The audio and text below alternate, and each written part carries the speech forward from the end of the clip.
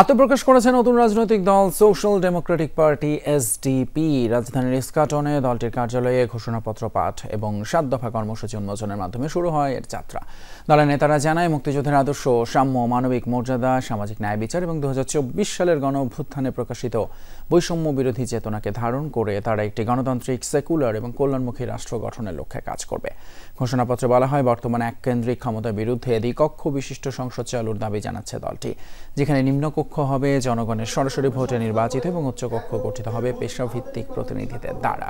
তারা আরও জানায়, নারীর রাজনৈতিক অংশগ্রহণ নিশ্চিত করতে প্রত্যেক রাজনৈতিক দলকে ন্যূনতম 40% নারী প্রার্থী মনোনয়ন দিতে হবে।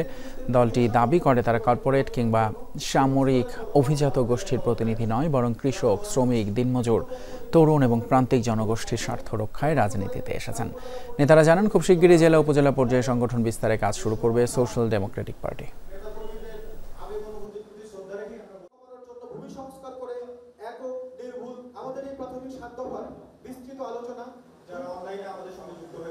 এই বাহিনীকে সকল ক্ষেত্রে আইনের সুশাসন জারি রাখার রক্ষা কবচ হিসেবে গড়ে তোলা হবে।